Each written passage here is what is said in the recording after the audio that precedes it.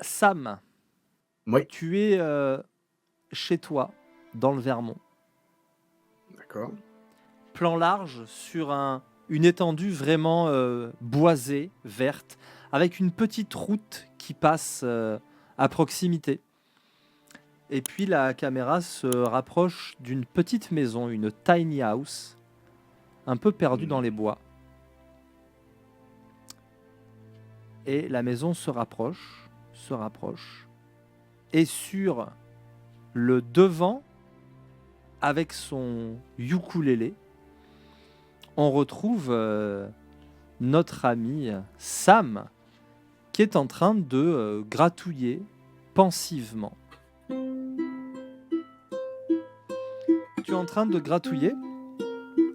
À quoi ressemble cette tiny house? À quoi ressemble ta maison? C'est une petite tiny. J'aime bien cette tiny house. Je m'y sens bien. Elle est complètement faite en bois par un ami que j'ai croisé à l'occasion lors de mes voyages et qui m'avait proposé de la livrer directement aux States. Parfait, c'était le plan rêvé. Et c'est une petite tiny, tout en bois, avec un petit étage où j'ai mon lit, avec une petite lucarne là-haut, bien évidemment, pour toujours avoir un œil sur cette nature que j'aime tant. Il y a des panneaux photovoltaïques qui me permettent d'avoir une autonomie totale. Quand tu rentres à l'intérieur, à droite, tu as une sorte de petit salon cocooning avec une toute petite table. Bah forcément, c'est une tiny house, ça fait quoi, 20 mètres carrés, pas plus. Et dans dans ce petit salon, c'est là où je peux recevoir du monde, tranquillement, et discuter, passer des soirées entières. Sur le devant, il y a une sorte de petit perron que j'ai installé, avec une sorte de banc pour pouvoir manger et accueillir du monde, toujours, toujours. Être tout seul aussi parfois. C'est là d'ailleurs que je suis posé actuellement avec mon petit ukulélé. Et ça donne bien évidemment sur cet endroit boisé qui est en face. Voilà, ma petite tiny house qui me permet d'entendre chaque jour le chant des oiseaux et de voir des fois galoper quelques cerfs. Ces derniers temps, depuis que tu les as vus, quand tu les as vus galoper, ça ne t'a pas fait tout à fait le même effet. Non, en effet. Tu as repensé à cette expérience que tu as vécue il y a une dizaine de jours. Ça a été difficile de revenir à une vie, à la vie d'avant. Elle n'a jamais été normale ta vie, mais à la vie d'avant. Avec ce nouveau regard sur le monde sans savoir trop qu'en faire. Et tu es pensif sur ton perron quand une silhouette sort des arbres, trébuche sur une racine et s'affale à une trentaine de mètres de toi avant de se relever. Ah, regardez-moi le travail. Oh. Et tu reconnais ton vieux de la dernière fois, Mais vous êtes le vieux de la dernière fois? qui, si je ne m'abuse, n'avait pas donné son nom. Toujours pas donné son nom. Peut-être restera-t-il simplement le vieux de la dernière fois. Le vieux de la dernière fois, tout à fait. Bah ouais, et tu te demandes un peu ce qu'il fait là, surtout. Je vais à sa rencontre, tout de suite. Euh, qu'est-ce que... Pardon? Qu'est-ce que vous faites là? Ah, alors, Buffalo Jim, comment ça Hmm. va? Oui, Buffalo G. Oui, c'est vrai, vous m'avez dit que vous pourriez m'appeler comme ça. Mais écoutez, venez avec moi, je vous propose, allons nous asseoir, là, j'ai un petit banc, on va pouvoir se poser. Vous voulez un café, quelque chose? Eh ben, je dis pas non, un petit café, oui, tiens. Parfait. Vous en faites pas, installez-vous sur le banc, je vais ouvrir la fenêtre, on va pouvoir continuer de converser pendant que je vous prépare le café à l'intérieur. Alors, quel bon vent vous amène? Dites-moi tout. Ah, prépare ce café, rien de presse. Il attrape ton ukulélé.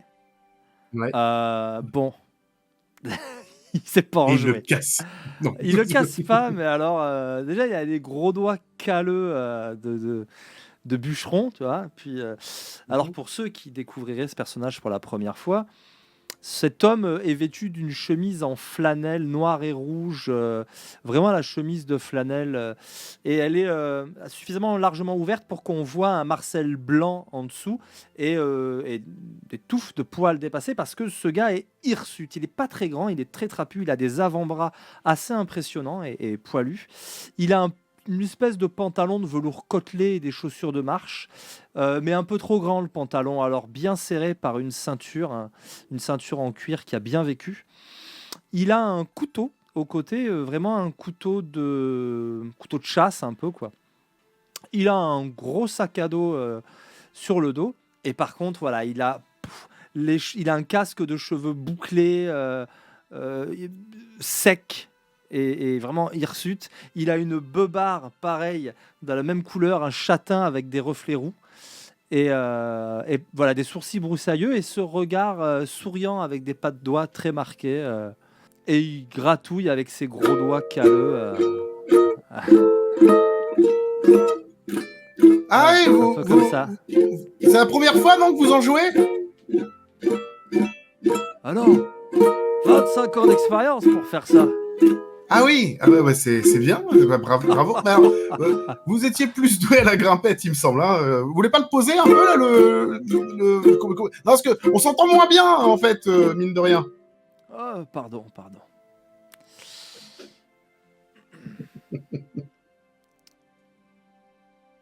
Il le pose, et sans doute qu'il le pose mal, parce que le ukulélé tombe, et sans doute qu'il tombe mal, parce qu'il se casse net entre la caisse et le manche. Et vraiment, les cordes l'attirent, tu vois, en deux parts. Et il le regarde, il est un peu atterré. Il te regarde. Oh, c'est pas solide ce truc-là. Je pose les tasses de café sur la table. Je vais ramasser mon ukulélé en 2 morceaux. J'essuie une petite larme. Je lui dis non, c'est parce que c'était un cadeau de ma grand-mère, Lily. Ouais, ça reste qu'un objet. Pas vrai? Ouais. Ah, là, attendez, attends. Fais-moi voir ça. Où il en est? Il l'attrape, il le regarde. C'est un vieil objet, tu dis. Oui, ma grand-mère m'avait offert, je sais pas, peut-être il y a 15 ans, 20 ans, je sais plus. 15 ans. J'étais petit encore. Sais-tu dans quel bois il est fabriqué?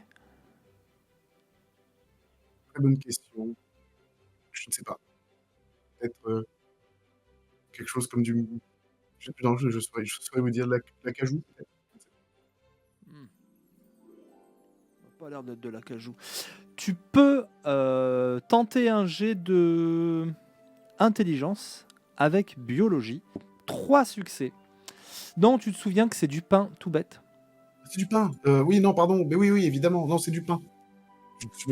Ouais. Après, c'est l'émotion. Hein. Là, voir cet objet qui a une grande valeur sentimentale pour moi brisé. C'est du pain. C'est du pain. Ah, du pain. Oui, il y en a quelques-uns par ici. Oui, oui, oui, ça pousse. Oui, oui, c'est plutôt. Dans les forêts, quoi. On en trouve relativement souvent. C'est vrai. Et c'est ici particulièrement, ouais, ouais. Ça laisse une odeur particulière ambiante. Regarde bien et écarte-toi un petit peu.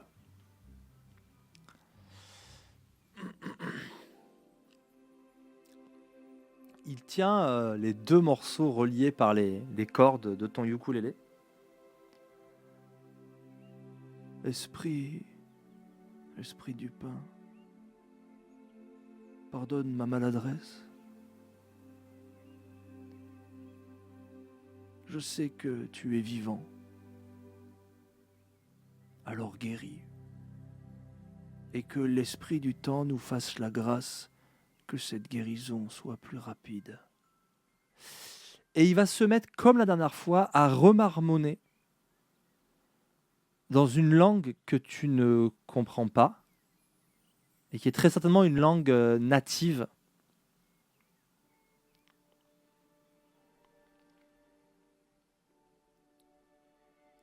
et devant tes yeux, peu à peu, tu entends le ting, tu sais, le bruit des cordes qui se retendent. Tu vois le bois s'entremêler, les deux parties s'entremêler, se ressouder. Et en quelques instants, il est, euh, il est comme neuf. Voilà, il faudra peut-être l'accorder un peu. Ouh, Euh, oh, Ça vous embête si je... ouh. Excuse-moi. Il semble être pris de douleur. L'ensemble de sa barbe a changé d'aspect. Il se gratte et elle tombe. Une partie, en fait, là où il se gratte, ça tombe au sol sous forme de minuscules copeaux de bois, presque comme de la sciure.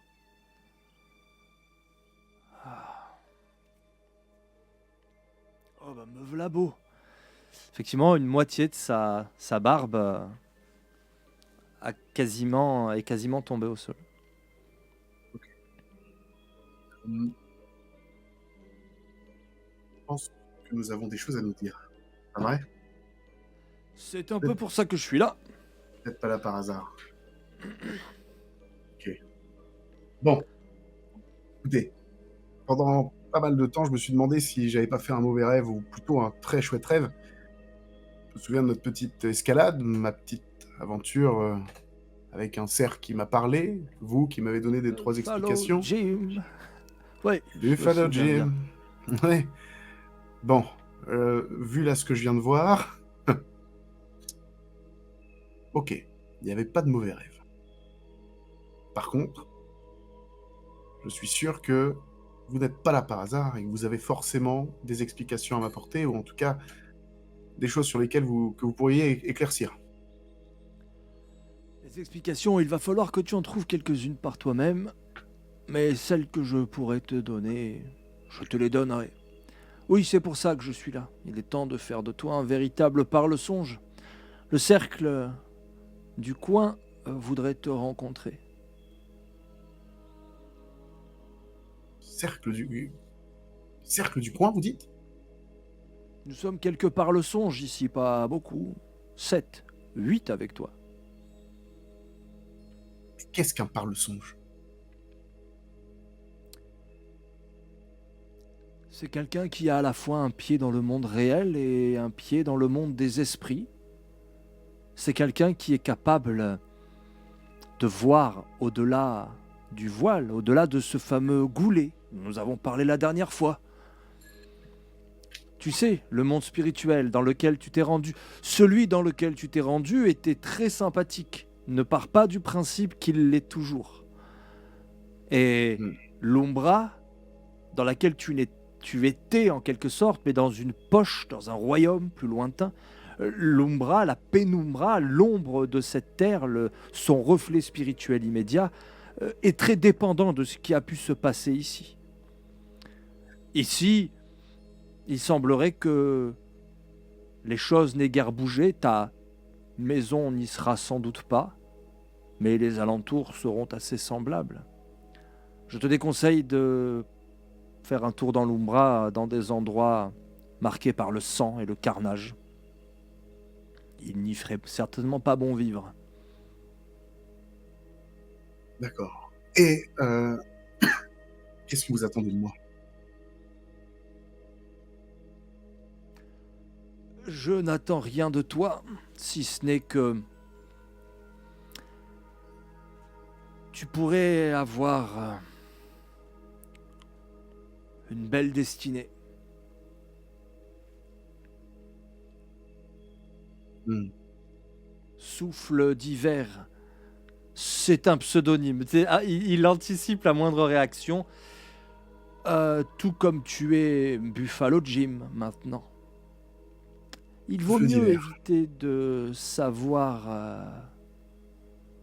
faire savoir à qui nous sommes, à des gens mal intentionnés, si tu vois ce que je veux dire.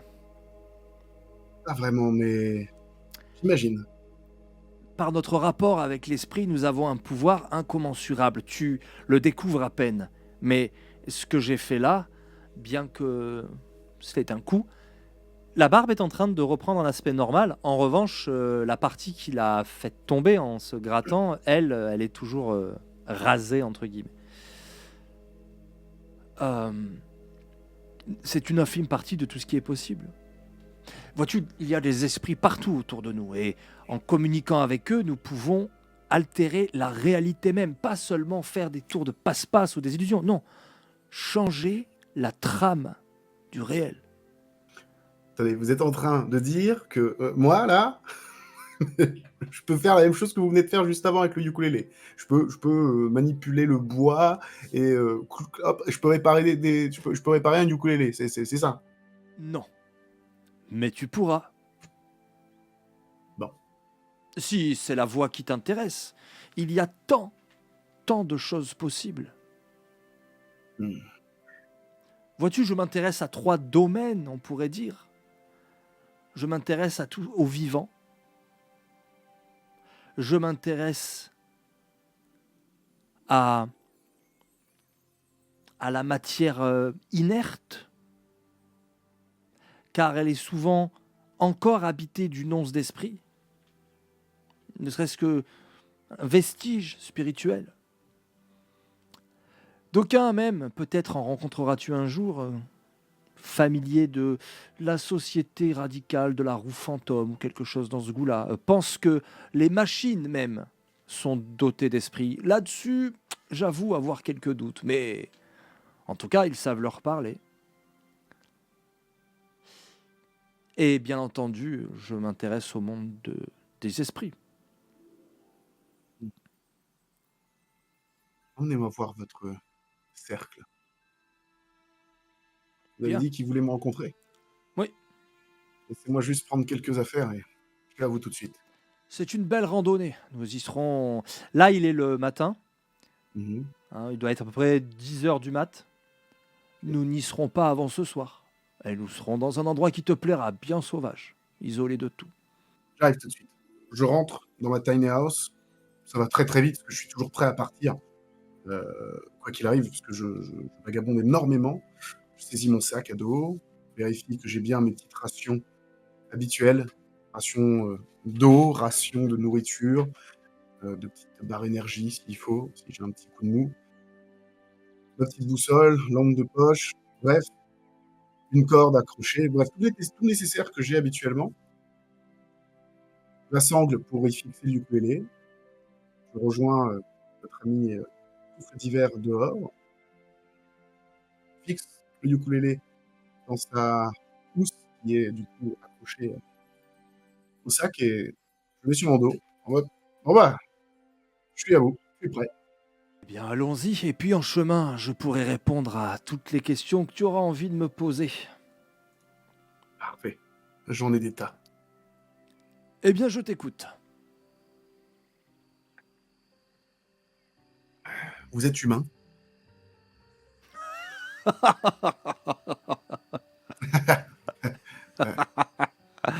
Non, en réalité, je suis un ours, un grizzly pour être précis.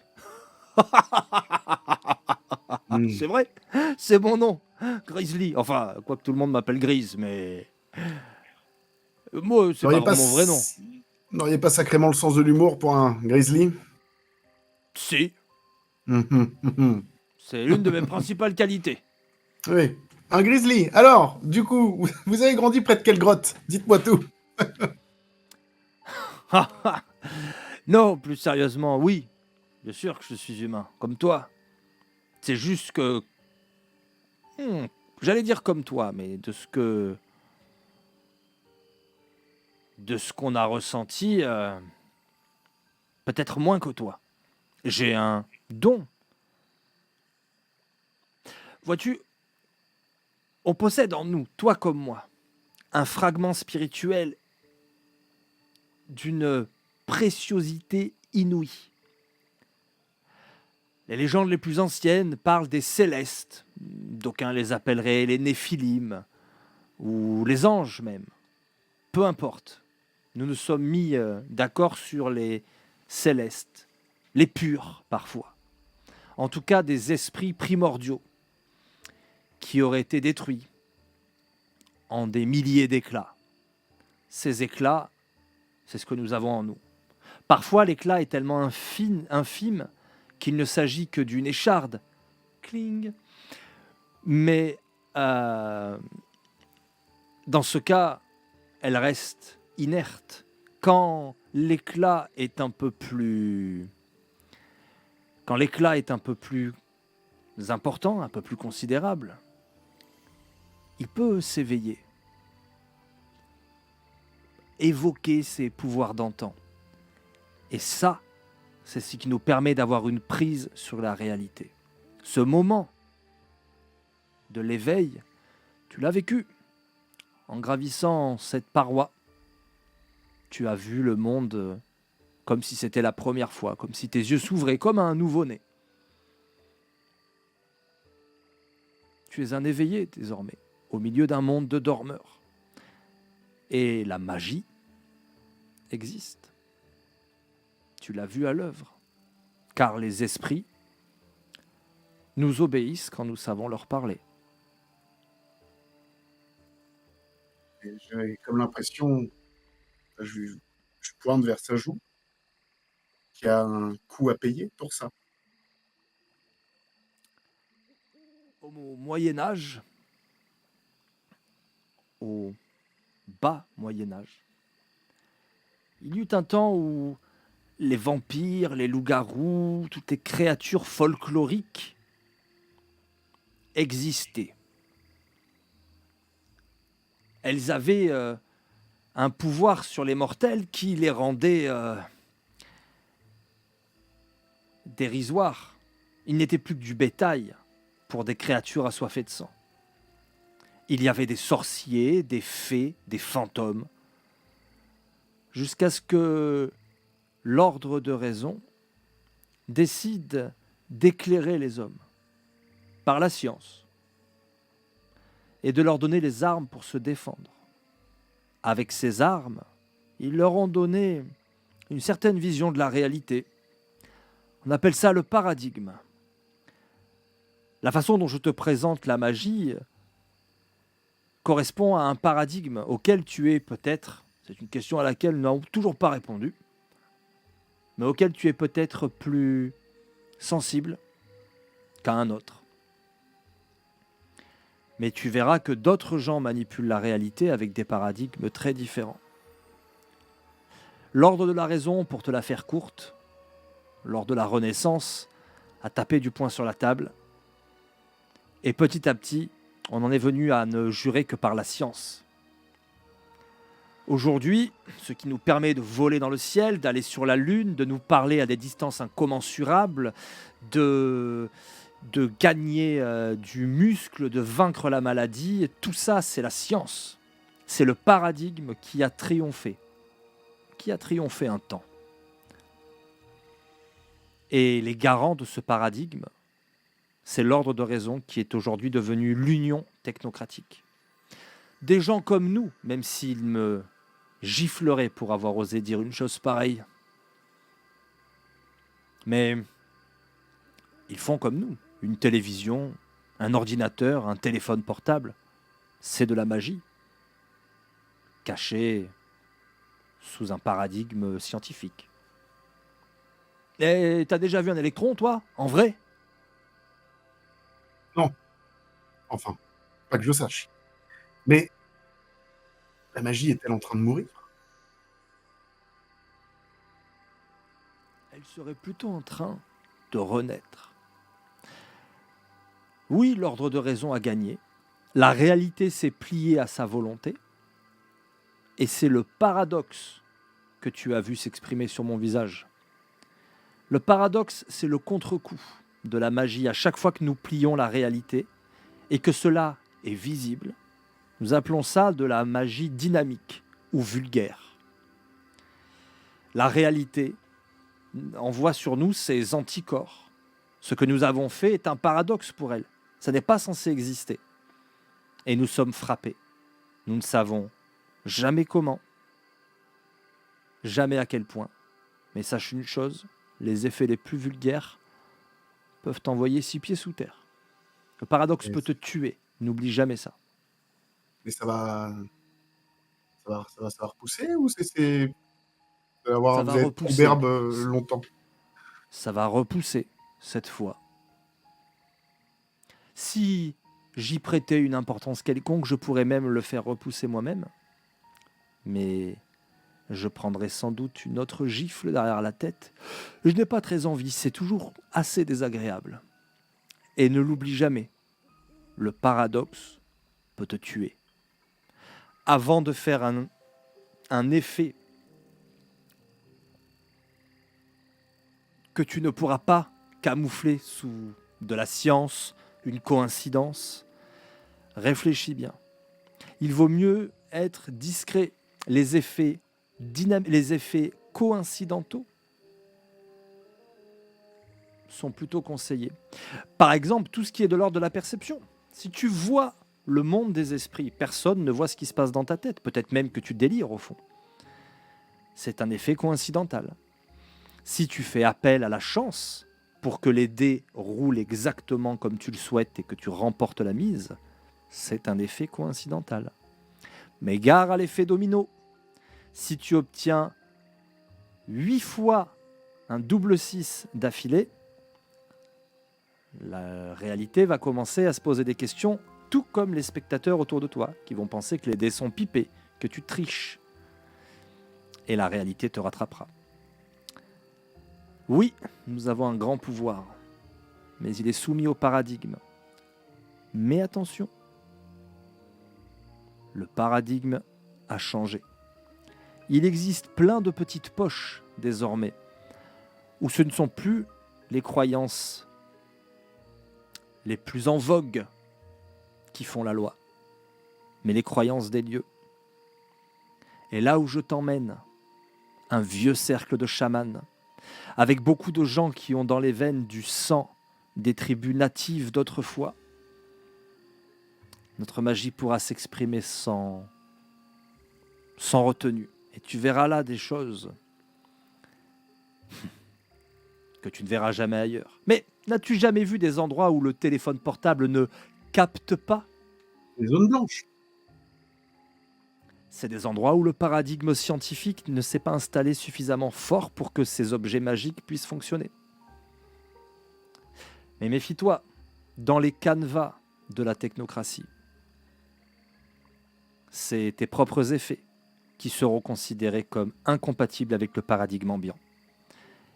Au centre des villes les plus modernes, ta magie sera coûteuse même quand elle se veut coïncidentale. Le paradigme est fluctuant aujourd'hui. C'est un art plus délicat que ça l'était autrefois. Remercions Artémis, j'imagine. Et il avance. Et je parle pas de la déesse.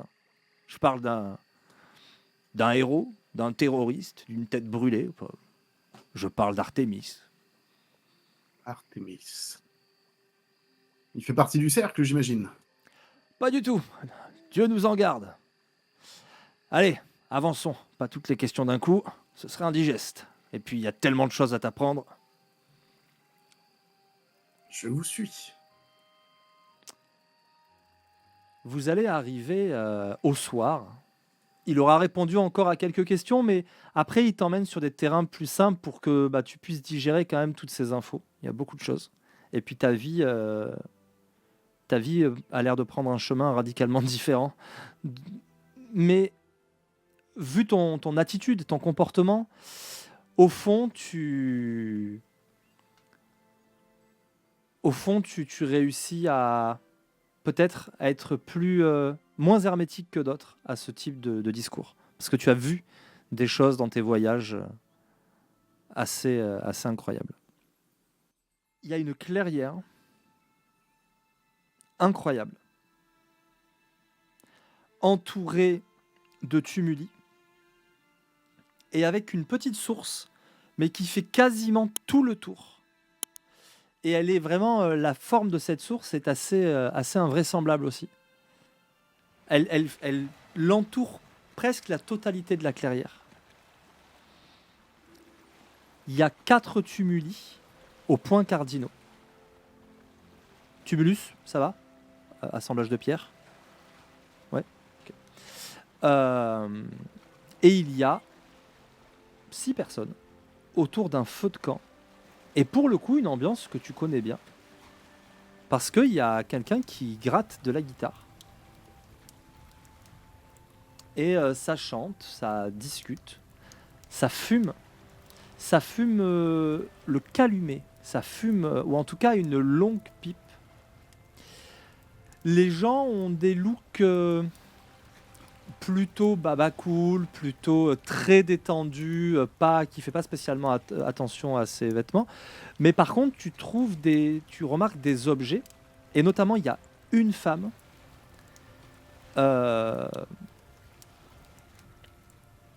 J'allais dire, on la croirait sortie d'un film de western hollywoodien, mais la caricature en moins. Parce que les peintures qu'elle porte, les ornements qu'elle porte, clairement, c'est natif. Tu n'es pas un expert des tribus qui vivaient là, à la région. L'une des plus connues, c'est les Panoki ou Pinoki, un truc comme ça. C'est les plus connus globalement des tribus qui vivaient à peu près dans cette région-là. Ces gens sont autour du feu, ils te regardent différemment. Certains avec un regard plutôt bienveillant, mais cette femme vraiment vêtue, elle a des plumes dans les cheveux, elle a un maquillage tribal, une espèce de peinture rouge, vraiment des traits. 2 traits sous les yeux et une espèce de vague sur le front. Elle est très belle. Et elle a, tu sais, ces grands ornements de perles longues. En fait, elle n'a que ça sur la poitrine. Et il fait pas spécialement chaud. Ça couvre pas complètement. Il suffit de regarder un peu pour voir ses formes. Et elle a une sorte de pantalon de cuir à franges, mais pareil. En fait, c'est juste un truc qui protège les jambes quand on monte à cheval à cru. Parce que au niveau du bassin, il n'y a pas grand chose. Mais là aussi, c'est planqué par une espèce de jupe à franges. Mais elle semble n'avoir rien en dessous. C'est plus que surprenant. Et tu vois des outils autour d'eux, des espèces de bâtons avec des plumes, il y a des cristaux, des pierres, il y a des armes, il y a des couteaux, il y a des arcs pour le coup qui sont tout à fait modernes, qui dénotent. Et tu arrives au milieu de ces gens.